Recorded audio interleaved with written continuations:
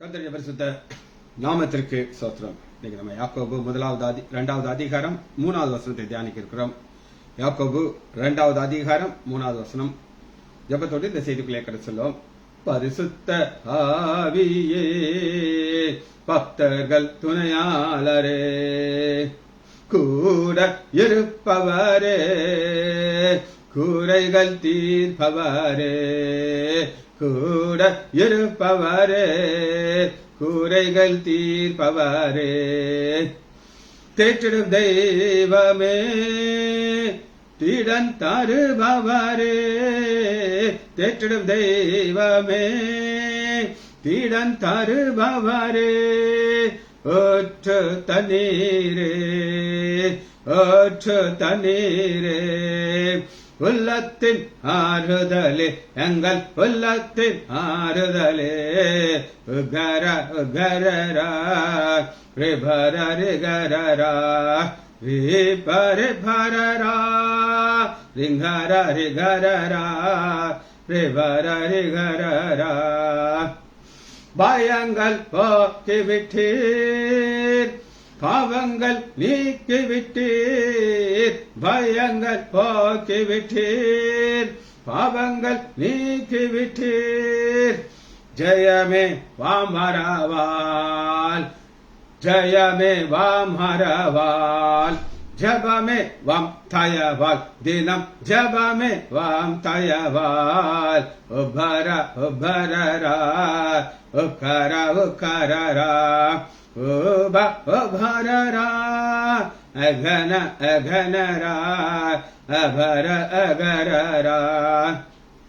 அபிஷேக நாதரே, ஆச்சார மானவரே, அபிஷேக நாதரே, ஆச்சார மானவரே, மீட்பே நாளுக்கன, மீட்பே நாளுக்கன, முத்திரை யானவரே, எங்கள் முத்திரை யானவரே, உரர உரரரா உபன உபனரா பரா ரிபர ரிபரரா ரிகர ரிகரரா.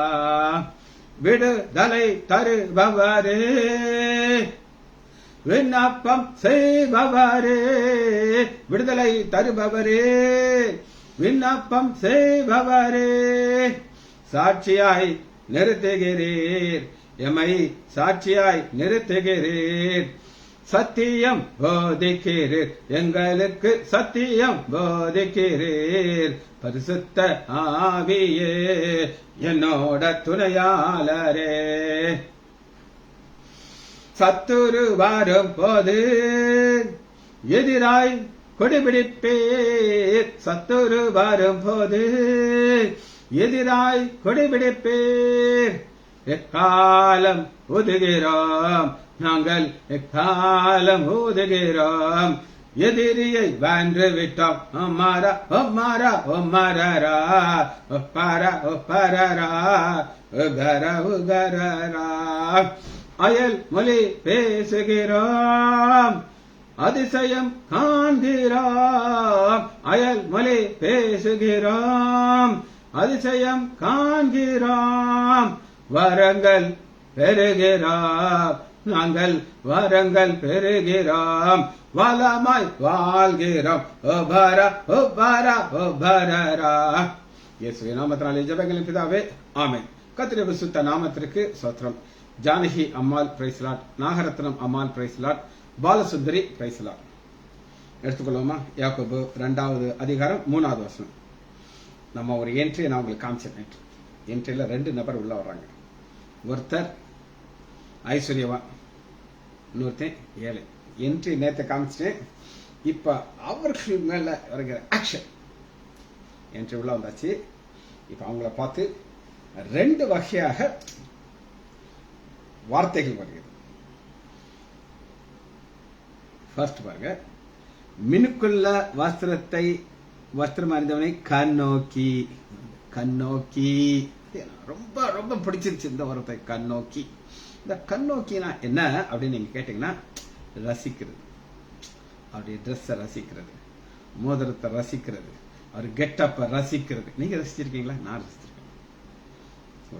ஒரு காஸ்ட்லி ட்ரெஸ் போட்டு ஒரு காஸ்ட்லி கார்ல வந்து இறங்கினார்னா, எப்பா எவ்வளவு பெரிய கோடீஸ்வரங்க, இந்த கோடிக்கணக்கான காரை வாங்கி ஓட்டிட்டு சல்லுன்னு வந்து இறங்குறாங்க. கண் நோக்கிறதுங்கிற அதான் அதனுடைய டெப்த். எனக்கு கிடைக்கல, இவர் வச்சிருக்காரு.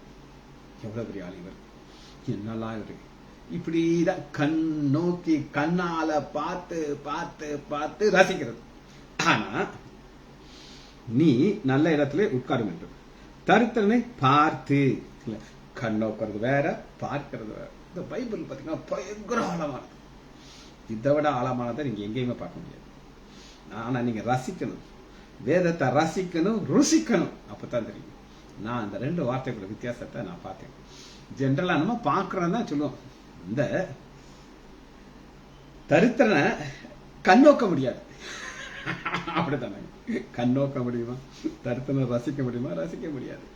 ஆனா நீங்க என்ன பார்க்கலாம்னா பார்க்கலாம், சரிங்களா? ஆனா அந்த ஐஸ்வர்யனை பார்க்கல, கண் நோக்குறார், ரசிச்சு ருசிக்கிறாங்க. அடுத்து பாருங்க, ரியாக்ஷன். தரித்திரனை பார்த்து நீ அங்கே நில்லு அல்லது இங்கே என் பாதண்டே உட்கார் என்று நீங்கள் சொன்னால். சரி, இங்க என்னெல்லாம் பாயிண்ட்ஸ் மூலமாக நம்ம நீங்க பார்க்க வரோம்னா, ஃபர்ஸ்ட் நல்ல இடத்திலே உட்காரும். நல்ல இடம்னா என்ன நம்ம பார்க்க போறோம். இந்த நல்ல இடங்கிறது ஒருத்தருக்கு ஒருத்தர் அது மாறிக்கொண்டே இருக்கும், மாறிக்கொண்டே இருக்கும். இன்னைக்கு எலெக்ஷன், நான் ஓட்டு போக போகிறேன், சந்தேகமே இல்லை. ரெடி, ஓட்டு ஐடி எல்லாம் வச்சிருக்கேன், பேப்பர்லாம் பத்திரமா வச்சிருக்கேன், முடிஞ்ச நேரம் போயிருக்கேன். அப்ப அங்க எலெக்ஷன்ல யார் யாரெல்லாம் நின்று ஜெயிப்போங்கிற நம்பிக்கையோட இருக்கிறாங்களோ அவங்களுக்கு எது நல்ல இடம்னா டெல்லி. நான் எம்பியாக மாறுவேன்,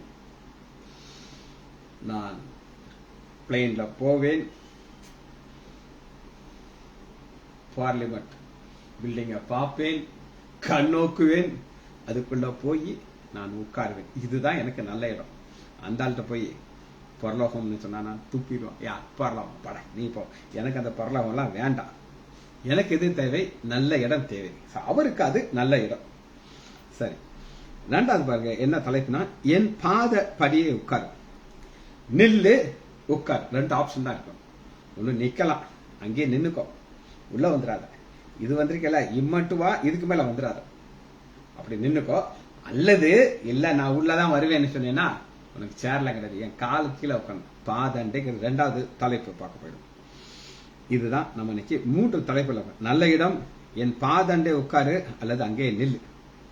ரைட், இன்னைக்கு எது நல்ல இடம் அப்படின்னு கேட்டீங்கன்னா, ஆலயமா? எஸ், ஆலயத்துல நல்ல இடம் தான், அது இல்லைன்னு இல்லை. ஆனா பார்ஷாலிட்டி உள்ள இடத்துல ஆண்டவர் கிரியை செய்ய மாட்டார்.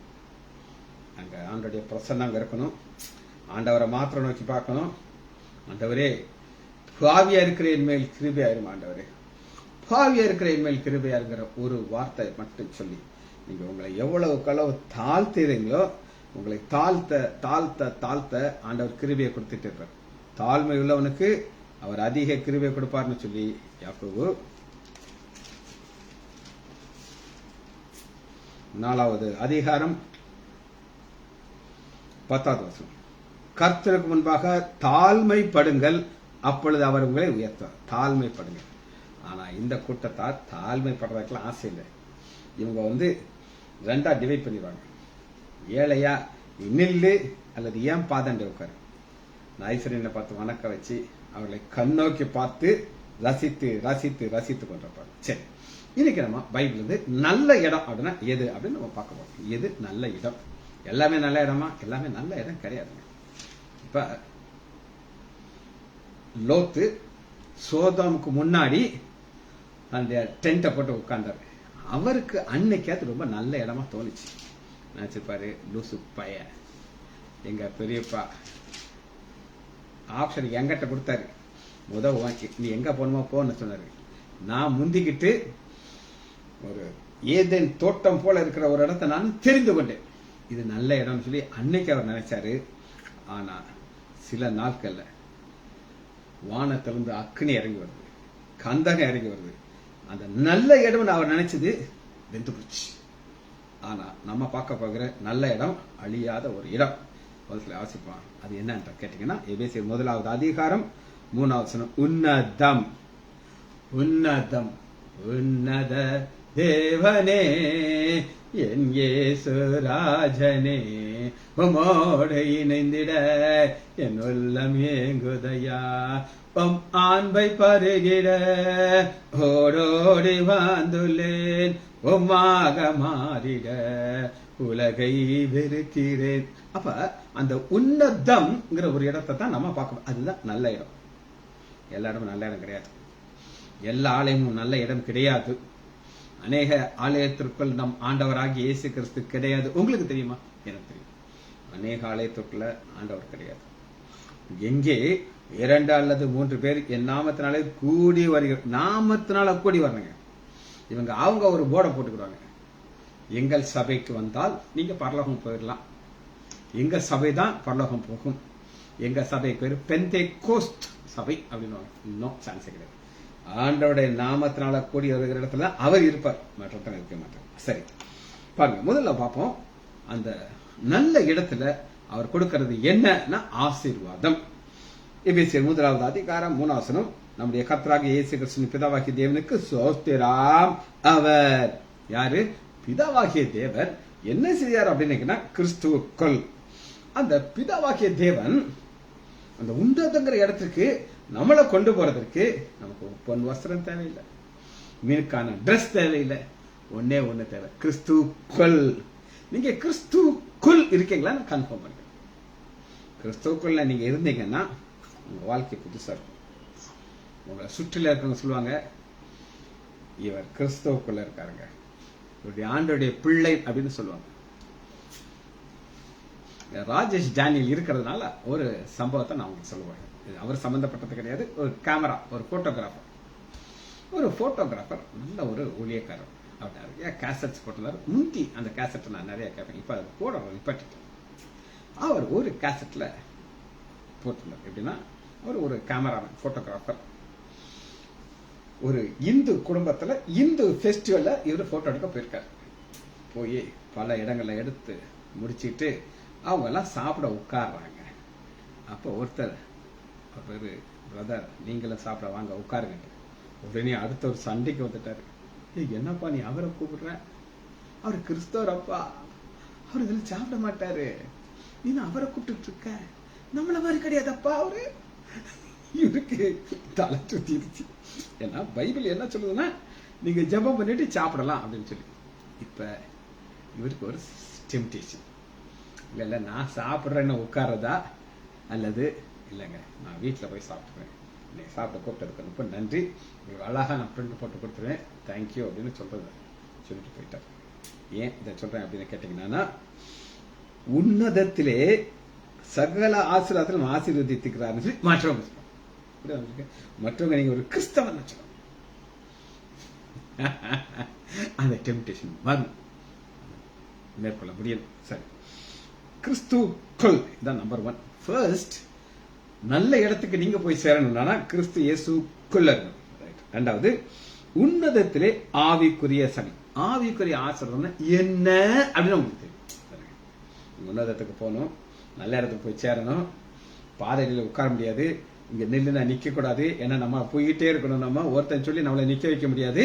அப்ப ஃபர்ஸ்ட் நமக்கு என்ன தெரியும்னா, ஆவிக்குரிய ஆசீர்வாதம் என்னன்னு. அந்த ஆவிக்குரிய ஆசீர்வாதத்தை தெரிஞ்சால்தான் நல்ல இடத்துக்கு போய் சேரணும். சரி, ஃபர்ஸ்ட் அந்த ஆவிக்குரிய ஆசீர்வாதம் நம்பர் 1 நோக்கம். என்ன நோக்கம் அப்படின்னு கேட்டீங்கன்னா, தேவன் எதற்காக நம்மை கிறிஸ்துவுக்குள் கொண்டு வந்தார், எதற்காக நம்மை ஆலயத்துக்கு கொண்டு போயிருந்தார். சும்மாச்சிக்கெல்லாம் கிடையாது. சும்மாச்சிக்க செய்யற தேவனே நம்முடைய ஆண்டவர் கிடையாது. அந்த ஆவிக்குரிய ஆசீர்வாதத்துல நம்பர் 1 பொசிஷன், நோக்கம். தமக்கு முன்பாக நாம் அன்பில் பரிசுத்தம். தமக்கு முன்பாக நம்முடைய ஆண்டவர் வானத்தையும் பூமியும் மட்டும் என்ன பண்ணவர், சர்வ வல்லவர். அப்படிப்பட்ட ஒரு தேவனுக்கு முன்பாக நாம் நிற்க வேண்டும். யோசிச்சு பாருங்க, யோசிச்சு பாருங்க, அப்பதான் புரியும். கண்ணோக்கி அப்படின்னு சொல்லி அந்த பணக்காரனை பாக்குறாங்க, கண்ணோக்கி பார்த்து ரசிச்சு ருசிக்கிறாங்க. ஒரு அந்த சம்பவத்தை சொல்லி, இந்த ஒரு வாட்ச் கேட்டீங்க, இந்த காஸ்ட்லி வாட்ச், சாதாரண வாட்ச் கிடையாது. ஆனா எங்களுக்கு ஒருத்தர் கொஞ்ச நாளைக்கு சொந்தக்காரா இருந்தார். அது கொஞ்ச நாளைக்கு எப்படிங்க சொந்தக்காரா இருக்க முடியும்? அதையும் சொல்றேன்.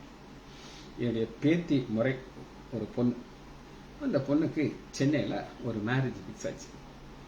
அவங்க எலக்ட்ரானிக்ஸ் கடை வச்சிருக்காங்க. ஒரு 15 கடை சென்னையில வச்சிருக்காங்க.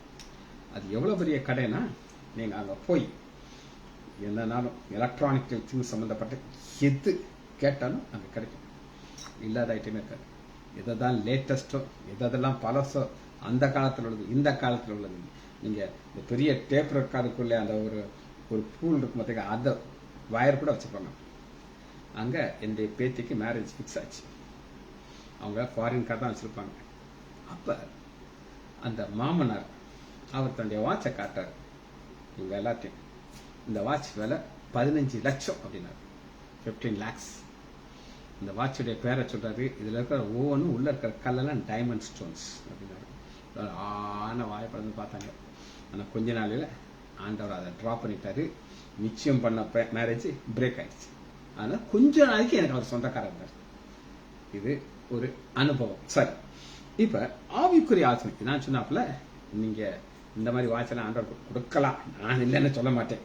ஆனா ஆவிக்குரிய ஆசீர்வாதத்துல தமக்கு முன்பாக, அப்ப ஆண்டவருக்கு முன்பாக உங்களையும் என்னையும் அவர் எப்படி கொண்டு வந்து நிறுத்துறாரு அப்படின்னு கேட்டீங்கன்னா, எபேசியர் 1வது அதிகாரம் அன்பில் பரிசுத்தம் உள்ளவர்கள், அன்பில் பரிசுத்தம் குற்றம் இல்லாதவர்கள். அவர் முன்னாடி நம்ம நிற்கும் போது அன்பில் பரிசுத்தம்ங்கிறது என்ன அர்த்தம்னா, நீங்க ஆண்டவரை நேசித்து நேசித்து நேசித்து நீங்க எவ்வளவு அவரை நேசிக்கிறீங்களோ அதுக்கு தான் அன்பில் பரிசுத்தம். ஒரு ஒரு சென்டென்ஸ், மத்தலப் கா ஆத்மி, ஹிந்தி வருது. மத்தலப் கா ஆத்மி அப்படின்னா என்ன அர்த்தம் அப்படின்னா, அவன் காரியத்துக்காக மட்டும் வருவான். காரியம் முடிஞ்சுன்னா ஓடியே போயிடும். அடுத்தவங்கள்ட்ட வரவே மாட்டான். அடுத்து பையன் தலையை ஏற்றி காட்டுவான். என்ன பிரதர், இல்ல நீங்க ஒரு 6 வருஷத்துக்கு முன்னாடி நீங்க எனக்கு ஒரு உதவி செஞ்சீங்க, திரும்ப அதே மாதிரி ஒரு உதவி எனக்கு செய்யணும் அப்படின்னு வந்து உட்கார்ப்பார். அவரு மத்தலப் கா ஆத்மி அப்படி கிடையாது. அது அன்பின் பரிசுத்தம் கிடையாது. குற்றமில்லாதவர்களாக இருப்பதற்கு அவர் உலக தோற்றத்திற்கு முன்னே கிறிஸ்துவுக்குள், மறுபடியும் பாருங்க, கிறிஸ்துவுக்குள் வந்தா தான் ஆசீர்வாதம். இந்த கிறிஸ்துவுக்குள் இருக்கிற முதல் ஆசீர்வாதம் நல்ல இடம். அந்த நல்ல இடம் பிதா இருக்கிறார்னா நல்ல இடம். இதை விட நல்ல இடத்தை நீங்க பார்க்க முடியுமா? அந்த இடத்துல உங்களையும் என்னையும் கொண்டு போய் நிறுத்துறதற்கு நம்மை தெரிந்து கொண்டு, சோசன் பீப்புள், தெரிந்து கொள்ளப்பட்டதுங்க பெரிய ஒரு சத்தியம், பெரிய ஒரு சத்தியம். இனி நான் சொல்றேன், நான் 2000 ரசிக்கப்பட்ட முன்னாடி எனக்கும் பைபிளுக்கும் சம்பந்தமே கிடையாது. வாழ்க்கையில் எனக்கு ஒரே ஒரு நோக்கம் தான் இருந்துச்சு, அனுபவி ராஜா அனுபவி. கண்ணு பண்ண தெரியாம அனுபவி. கொஞ்ச நாள் தான் அந்த உலகத்துல இருக்கும், நல்லா ஜாலியா இருக்கும். இப்படித்தான் இருந்தேன். ஆனா அன்னைக்கு எனக்கு தெரியாது ஆண்டவர் என்னை தெரிந்து கொண்டார். என்னைக்கு என்னை தெரிந்து கொண்டாரோ சரண்டர் ஆயிட்டேன். ஏசப்பா, அது ஏசப்பாவை தர வேற ஒண்ணு இருக்காது. அதுதான் தெரிந்து கொள்ள முடியும். 5வது வசனத்துல பாக்குறோம், அந்த நல்ல இடத்துல போறதற்கு அடுத்து என்ன தேவை? பிரியமானவர்கள் தாம் நமக்கு தந்திருந்த தம்முடைய கிருபையின் மகிமை, கிருபை மகிமை, கிருபை மகிமை. அப்ப அந்த நல்ல இடத்துக்கு போறதற்கு தேவை மகிமை பொருந்திய கிருபை. சரி, யார் மகிமை பொருந்திய கிருபை? முதல்ல கிருபைனா என்ன நான் சொல்றேன். தகுதி இல்லாதவனுக்கு தேவன் போடுற பிச்சை கிருபை. ஆனா மகிமை பொருந்திய கிருபைனா என்னன்றதை நான் உங்களுக்கு சொல்றேன். ஒரு கதை நான் உங்களுக்கு சொல்லியிருப்பேன், திரும்ப அந்த கதையை சொல்றேன். அப்பதான் அந்த மகிமை பொருந்திய கிருபைனா என்னன்னு தெரியும். சரி, ஒரு பிச்சைக்காரன், பலமுறை சொல்லியிருக்கேன், அதனால போர் அடிச்சாலும் கேட்டுக்கோங்க, வேற வழி கிடையாது. அந்த பிச்சைக்காரனுக்கு காய்ச்சல், பயங்கர காய்ச்சல், 103 வந்துருச்சு. அவனுக்கு நிக்க முடியல, நடக்க முடியல. இவன் நினைச்சான், எனக்கு இன்னைக்கும் நாளைக்கும் சாப்பாட்டுக்கு யாராவது ஒரு 10 ரூபா கொடுத்துட்டா எனக்கு சந்தோஷமா இருக்குமே. 10 ரூபாச்சு, இன்னைக்கு 5 ரூபாய்க்கு சாப்பிடு, நாளைக்கு 5 ரூபாய்க்கு சாப்பிடு. அப்ப அவன் இருக்கிற இடத்துக்கு முன்னாடி ஒரு பெரிய ஒரு கோடீஸ்வரனுடைய வீடு இருக்கு. நினைக்கிறான், இந்த எஜமானர் இதுக்காவது வெளியே வந்து என்னைய பார்த்து எனக்கு ஒரு 10 ரூபா கொடுத்துட்டா அப்பா எவ்வளவு சந்தோஷமா இருக்குன்ட்டு அந்த வீட்டுக்கு முன்னாடி நிக்கிறான். கரெக்டா கதவு திறக்குது. எஜமான் வெளியே வர்றாரு. என்னப்பா காய்ச்சல் அவனுக்கு அப்படின்னு சொல்லிட்டு காய்ச்சல் இருமல். இன்னும் இதோட நீ எப்படிப்பா போய் பிச்சை எடுப்ப? நீ சாப்பிட்டியா? நேற்று சாப்பிட்டு 4 நாள் ஆச்சு சார். உள்ள வாப்பா. இவருக்கு ஒரே சந்தோஷம். நம்ம 10 ரூபா கேட்டா உள்ள வந்து ஒரு வேளை கொடுத்தாலும் கொடுப்பாரு 10 ரூபான்ட்டு பையன் பின்னாடி போறான். எப்பா உள்ள வீட்டுக்குள்ள வா அப்படிங்கிறாரு. வீட்டுக்குள்ளதான் 10 ரூபா வச்சிருப்பாரு, அதை எனக்கு கொடுப்பாரு, நான் வாங்கிட்டு வணக்கம் வச்சுட்டு இப்படி ஓடி நான் போயிருவேன் அப்படின்னு சொல்லி. அது கிருபை. ஆனா கிருபையின் மகிமைங்கிறது என்ன அப்படின்னு கேட்டீங்கன்னா, இந்த பிச்சைக்காரன் உள்ள கூப்பிட்டு வந்துட்டாரு. மேனேஜர் கூப்பிட்டாரு. மேனேஜர் வர்றான், எனக்கு சாப்பாடு ரெடியா? எல்லாம் ரெடி ஆயிடுச்சு. ஐயாவுக்கும் சேர்த்து சாப்பாடு இல்லை. யார பிச்சைக்காரனுக்கு சாப்பாடு. இவன் நினைக்கிறான் சாப்பாடு போட்டு 10 ரூபா நம்ம கொடுக்க போறாரு. ஒரே சந்தோஷம் எனக்கு. ஏன்னா இங்கே போய் பிச்சை எடுக்கல, நல்லா வயிறு நேரம் இங்கேயே சாப்பிடலாம் அப்படின்ட்டு சாப்பாடு போடுறாரு. நல்லா சாப்பிட்றான். சாப்பிட்டு அடுத்து அந்த மேனேஜர்கிட்ட கேட்குறாரு, எப்பா நான் இப்போ புதுசாக ஒரு பெட்ரூமுக்கு வந்துட்டேன் பார்த்தியா, இந்த பழைய பெட்ரூம்ல யாருப்பா இருக்கா? யாரில் பூட்டிதான் பூட்டி இருக்கா? நம்ம ஐயா அங்கே கொண்டு வச்சப்பா. அவரு அலைஞ்சுப்பா மாடமெல்லாம் வாடி போயிருக்காரு. அந்த பெட்ரூம் சும்மா தான் இருக்கு, அங்கே இருக்க சொல்லிடு. நான் புது பெட்ரூம் வந்துக்கிறேன், இவருக்கு இருக்கட்டும். பையன் மேனேஜர் எவ்வளோ நாளைக்கு சார்? எவ்வளோ நாளைக்கா? பா நான் சொல்லுவேன், அவன் இங்கே என்கிட்ட இருப்பாரு. இதுதான் கிருபையின் மகிமைங்கிறது. யோசிச்சு பாருங்க, இது நடக்குமா? நடக்குது. இந்த பிச்சைக்காரன் நம்ம தான் பிச்சைக்காரன். ஏதாவது கிடைக்குமா? ஏதாவது ஒரு ஆசீர்வாதம் கிடைக்குமா? அன்னைக்கு ஒரு 10 ரூபாவது கிடைக்குமான்ட்டு நம்ம பிச்சை எடுத்து அலைஞ்சிக்கிட்டே கிடக்கிறோம். ஆனா ஆண்டவர் நம்மளை நல்ல இடத்துல கூட்டிட்டு போய் அவர் இருக்கிற இடத்துல நம்மளை கொண்டு போய் வைக்கிறதா கிருபையின் மகிமை. அந்த கிருபையின் மகிமை என்னன்னு நான் உங்களுக்கு புரிஞ்சுக்கிச்சு. சரி, அந்த நல்ல இடத்துக்கு சேர்றதுக்கு கிருபை தேவை நான் உங்களுக்கு சொல்லி கொடுத்தேன். அடுத்து 6வது வசனத்தில் நம்ம என்ன பார்க்கறோம்னா, தம்முடைய தயவுள்ள சித்தத்தின்படி, சித்தம், அந்த இடத்துக்கு போறதுக்கு சித்தம் தேவை. அப்படி சித்தத்தின்படி நம்ம வாழணும். நீங்க உலகத்துல வாழ்றோம் இல்லைன்னு நான் சொல்ல மாட்டேன். ஆனா ஆண்டோடைய சித்தத்தின்படி வாழ்றீங்களாங்கிறத கேள்வி. ஆண்டவர்களுக்கு கிருபை கொடுத்திருக்காரு, ஏகப்பட்ட கிருபை கொடுத்திருக்கிறார். எனக்கு கிருபை கொடுத்திருக்காரு. ஆனா அந்த கிருபையை நான் என்ன நினைப்பேன் அப்படின்னு கேட்டீங்கன்னா, இன்னைக்கு நான் ஒரு செய்தி உங்களுக்கு நேத்தே எழுதி வச்சாச்சு. இன்னைக்கு ஓட்டு போட்டுட்டு வந்து அடுத்த வசனத்தை நான் ப்ரிப்பேர் பண்ண ஆரம்பிப்பேன். என்னப்பெல்லாம் நான் அன்னன்னைக்கு ஆவியானவர் கொடுக்குற வெளிச்சத்தை உள்வாங்கி செய்தி எழுதியிருக்கிறேன். அதுதான் ஆண்டவர் தயவுள்ள சித்தத்தின்படி இன்னைக்கு உங்களையும் என்னையும் உயிரோட வைத்திருக்கிறார். இன்னைக்கோ மறித்து மண்ணோட அப்பா இருப்பேன் ரட்சிக்க வர்றதுக்கு முன்னாடி. ஆனா 2015 ஒரு பைபாஸ் சர்ஜரி நடந்துச்சு எனக்கு. அன்னைக்கு நான் நினைச்சேன், பரலோகமே என் சொந்தமே என்று காண்பேனோ, என் இன்ப இயேசுவை நான் என்று காண்பேனோ நான் நினைச்சு பாடுனேன். ஆனா ஆண்டவர் சொன்னேன், இல்லப்பா இன்னும் கொஞ்ச நாளைக்கு இரு, உனக்கு சில வேலையை வச்சிருக்கேன், யாக்கோபை நான் சொல்லிக் கொடுக்கணும், அதுக்கு தானே நான் உனக்கு இந்த கிருபையை கொடுத்துருக்கேன்னு சொல்லி நீ உட்கார வச்சிட்டாங்க. இதுதான் சித்தம். இந்த சித்தத்திற்கு நீங்க வெளியில இருந்தீங்கன்னா நல்ல இடத்துக்கு போக முடியாது.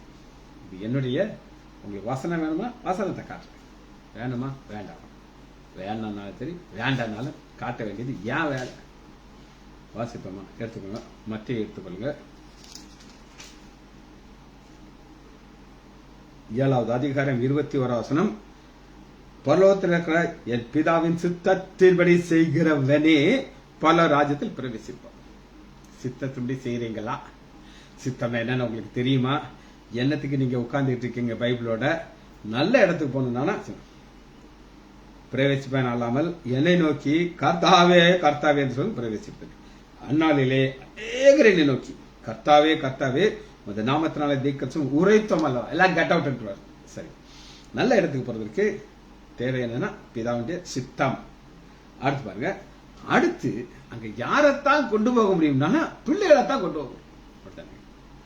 கொடைக்கானலுக்கு நான் போனேன். அன்று எனக்கு அழகான ஒரு இடத்த கொடுத்துருக்காரு. நான் எல்லாரையும் கூட்ட போக முடியாது, என் மக பேரங்களை மட்டும்தான் கூட்டு போனேன். அவருடைய தயவுள்ள சித்தத்தின்படி நம்ம இயேசு கிறிஸ்துவின் மூலமாய் நமக்கு சுவிகார புத்திராகும்படி சுவிகார புத்திரர். சுவிகார புத்திரர் அப்படின்னா அடாப்டட் சைல்ட். இயேசு கிறிஸ்து பரலோகத்திலிருந்து தேவனுடைய குமாரன் இந்த பூமிக்கு மனுஷனா வந்தார். ஆனா அவர் மூலமாக நாம் என்ன செய்யணும்? சுவிகார புத்திரர். இந்த சுவிகார புத்திரங்கிற ஒரு ஸ்டேட்டஸ் வந்தாச்சுன்னா எல்லாமே சொந்தமா மாற்றணும். என்னுடைய சொந்தக்காரர் எனக்கு ரொம்ப கிட்டத்தட்ட ரொம்ப க்ளோஸ் ரிலேஷன். அவங்க பெரிய கோடீஸ்வரர். அந்த அந்த தகப்பனார் என்று சொல்றாரு. உங்களுக்கு தெரியும், திருமங்கலம் கிட்ட மெட்டல் பவுடர் ஃபேக்டரி அப்படின்னு ஒரு ஃபேக்டரி. அந்த மெட்டல் பவுடர் ஃபேக்டரியை அன்னைக்கு என் தங்கச்சி கல்யாணத்தப்ப அவர் 35-40 வருஷத்துக்கு மேல இருக்கு. இப்போ சொல்லாரு, மாப்பிள்ள இந்த மெட்டல் பவுடர் ஃபேக்டரிக்கு அன்னைக்குள்ள வேல்யூ 10 லட்சம் கோடி. 10 கோடி கிடையாது, 10 லட்சம் கோடி. இப்போ யோசிச்சு பாருங்க எங்க போயிருக்கோம் அப்படின்னு சொல்லி. அந்த குடும்பத்திலிருந்து ஒருத்தர் பிள்ளைகள் அவரும் ஜோசியத்தில் போனாரு, இங்கிலாந்துல போய் ட்ரீட்மெண்ட் எடுத்தாரு, பாச்சா பழிக்க. அப்ப ஒரு பிள்ளைய தத்து எடுப்போம் அப்படின்னு நினைச்சாங்க. மதுரையில கிரேஸ் கனெக்ட் ஹாஸ்பிட்டல் ஏற்கனவே எல்லாம் பேசியாச்சு. ஒரு பெண் குழந்தைய இதுக்கு தத்து எடுக்கிறதுக்கு எல்லாம் பிக்ஸ் பண்ணி வச்சுட்டாங்க. கணவன் மனைவி உள்ள போறாங்க. போனா ஒரு சின்ன பிள்ளை தத்தக்க புத்தக்கன்னு நடந்து வருது. இவங்களை இப்படி பார்த்துட்டு அவங்களுக்கு என்ன வேணும் அப்படின்னு கேட்டுச்சு. அவர் டப்பனை தூக்கிட்டார், நீ தான் எங்களுக்கு வேணும் சொல்லி முடிஞ்சிருச்சு. அந்த என்ன வேணும்னு அந்த சொன்ன பிள்ளை அந்த கோடி கோடி கோடி கோடி கோடி கோடி கணத்துக்கு சொத்து மாறிடுச்சு. இது சுவிகார புத்திரர். இப்படித்தான் நல்ல இடத்துக்கு கொண்டு போறதுக்கு நம்மள சுவிகார புத்திரரை மாற்றி கொண்டு போயிடுறாங்க. அடுத்து பாருங்க, அடுத்து என்ன தேவைன்னா 7 நமக்கு பாவ மன்னிப்பு தேவை. அந்த பாவ மன்னிப்பு தேவை இவருக்குள் நமக்கு உண்டாயிருக்கு. இவ்வளவு இருந்தா தான் நம்ம எங்க போக முடியும் அப்படின்னு கேட்ட, உங்களுக்கு நல்ல இடத்தை நான் உங்களுக்கு காட்ட போறேன். எது நல்ல இடம் அப்படின்னு கேட்டீங்கன்னா எடுத்துக்கலாமா? யோவான் 14வது அதிகாரம் 2வது வசனம். அநேகர் லேட்டா வந்திருக்கீங்க, நான் என்ன சொல்றேன்னு உங்களுக்கு தெரியாது, லேட்டா வந்தவங்களுக்கு. அதனால உங்களுக்காக அந்த வசனத்தை திரும்ப வாசிக்கிறேன். யாக்கோபு 2வது அதிகாரம் 3வது வசனம். மினுக்குள்ள வஸ்திரம் தரித்தவனை கண்ணோக்கி, அவனை பார்த்து கண்ணோக்கி பார்க்கிறாரு. அவர் ரசிக்கிறாங்க, ருசிக்கிறாங்க. இந்த நகை எந்த கடையில வாங்கியிருப்பாரு, அம்மா எந்த நகையில, இவரு பட்டுச்சாலை எங்க வாங்கியிருக்கும் இந்த அம்மா, இவரு சூட்டி எந்த கடையில வாங்கியிருப்பாரு, கண்ணோக்கி பார்க்கிறாங்க. நீ அந்த நல்ல இடத்திலே உட்காரும் என்று சொல்லி. நல்ல இடம், இங்க நல்ல இடங்கிறது என்னன்னா ஒரு டேபிள் சேர் போட்டா நல்ல இடம். ஆனா நமக்கு நல்ல இடங்கிறது, அந்த நல்ல இடத்துங்கிறது எது நான் காமிச்சேன். இப்ப நல்ல இடத்த உங்களுக்கு காட்டப்படுங்க. யோவான் 14வது அதிகாரம் 2வது வசனம். என் பிதாவின் வீட்டிலே அநேக வாசஸ்தலங்கள் உண்டு. அப்படி இல்லாததான் சொல்றேன், ஒரு வாசஸ்தலத்தை ஆண்டவர் உண்டு பண்ணிக்கிறேன். நான் திரும்ப வந்து உங்களை கொண்டு போய் சேர்த்துவேங்க. அந்த நல்ல இடத்தை குறித்து ஒரு சில வசனங்கள் நம்ம பார்க்க இருக்கிறோம், வாசிப்போம். அந்த நல்ல இடம் என்ன அப்படின்னு கேட்டீங்கன்னா, எபிரேயர் 11வது அதிகாரம் 10வது வசனம். அந்த நல்ல இடம் என்றால் தேவன் தாமே கட்டி உண்டாக்கின அஸ்திபாரங்கள் உள்ள நகரம். தேவன் கட்டி உண்டாக்குற ஒரு நல்ல இடம். அந்த இடத்துல தான் நம்ம போக இருக்கிறோம். அது ஒரு ராஜ்யம். 12வது அதிகாரம் 28வது வசனம். அசைவில்லாத ராஜ்யத்தை பெறுவீர்களாக நாம். இது அசையும், இந்த பூமி தானே சுத்தும், ஆனா அது அசையாத ராஜ்யத்துக்கு நம்மளை கொண்டு போய் சேர்க்க இருக்கிறார். இந்த நல்ல இடத்த முதல்ல இது யாருக்குள்ள போனாங்க அப்படின்னு கேட்டீங்கன்னா, லூக்கா 12வது அதிகாரம், லூக்கா 23வது அதிகாரம் 43. நல்ல இடத்து பேர் பரதேஸ். பரதேஸ்ல நம்முடைய ஆண்டவராகிய இயேசு கிறிஸ்து ஒரு கள்ளன், மனந்திரிபிய கள்ளன் கொண்டு போய் சேர்த்தார். இந்த நல்ல இடம் எங்க வைத்திருக்கிறார் அப்படின்னு கேட்டீங்கன்னா, வெளிப்படுத்துதல் 21வது அதிகாரம் 1வது வசனம். புதிய வானம் புதிய பூமி, இதுதான் நல்ல இடம். சரி, முதல் குறிப்பா நான் உங்களுக்கு சொல்லிட்டேன். 2வது, அந்த இது சீட்டு கொடுத்தாச்சு யாருக்கு, பணக்காரருக்கு ஐசிடம். ஆனா அந்த ஏழையை பார்த்து அங்கே நில்லு அப்படிங்கிற. நில்லுங்கிறது என்ன அர்த்தம்னா, ப்ராக்ரஸ் இல்லாத இடம். யார் தான் நில்லு அப்படின்னு சொல்ல முடியும் அப்படின்னு கேட்டீங்கன்னா, இது எல்லாராலையும் சொல்ல முடியாது. ப்ராக்ரஸ், ஒரு வளர்ச்சி இல்லாதவங்களால சொல்ல முடியும். அது யார் வளர்ச்சினா, குழந்தை. 1 கொரிந்தியர் 3வது அதிகாரம்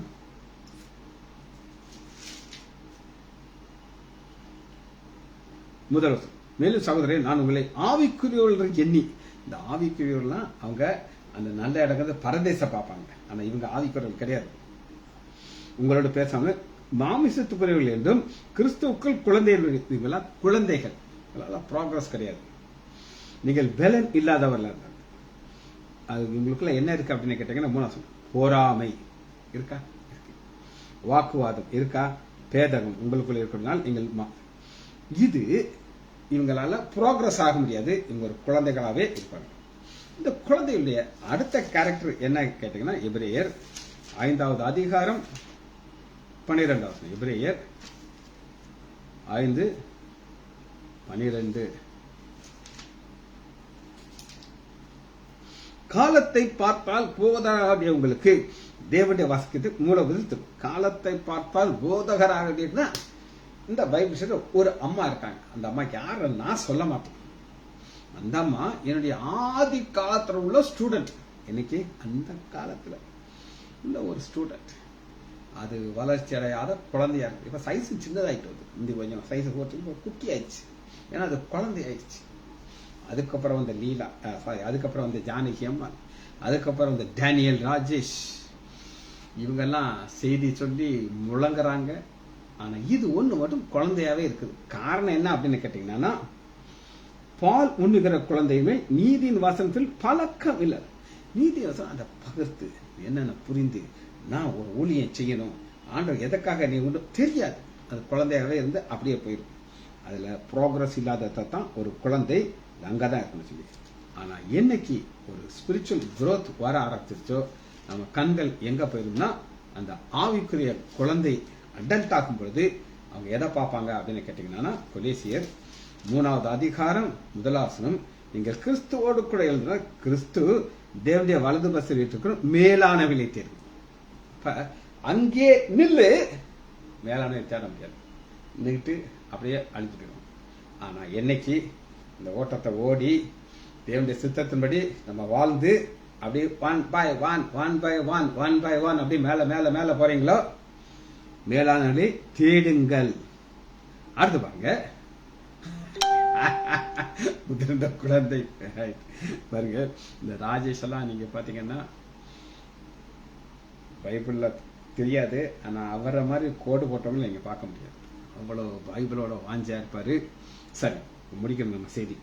அடுத்து பாருங்க, பூமிக்குரியவர்களை அல்ல மேலானவர்களை நாடுங்கள். இப்போ பூமிக்குரியவர்களை நாடுகையானா நல்ல இடத்துல உட்காருக்கியா, வணக்கம், உங்க ட்ரெஸ் சூப்பரா இருக்கு, மோதிரம் சூப்பரா இருக்குது, வாட்ச் சூப்பரா இருக்குது, உங்கள்கிட்ட வந்து எனக்கு ஏதாவது கிடைக்குமா, ஆதாயத்தை பார்த்துக்கிட்டு அவங்க இருப்பாங்க. ஆனா ஏழைய நில்லு, ஏன்னா மேலாண்மை நாடுங்க. இந்த நாடுறது நமக்கு தேவை. சரி, அடுத்த ஒரே ஒரு காரியத்தை பார்த்து இந்த செய்தியை முடிக்க போகிறோம். அது என்ன கேட்டீங்கன்னா, அல்லது நில்லு அல்லது என்ன செய்யணும் பாருங்க, என் பாதண்டே உட்காரும் என்று நீங்கள் சொன்னார். என் பாதண்டே, அது என் பாதண்டைங்கிறது என்ன அப்படின்னு நீங்க பாத்தீங்கன்னா வாசிப்போமா. லூக்கா 10வது அதிகாரம் 39வது வசனத்துல, லூக்கா 10:39 ஆண்டோடைய பாதண்டை உட்கார்ந்த ஒரு பெண்ணை நம்ம பார்க்கிறோம்.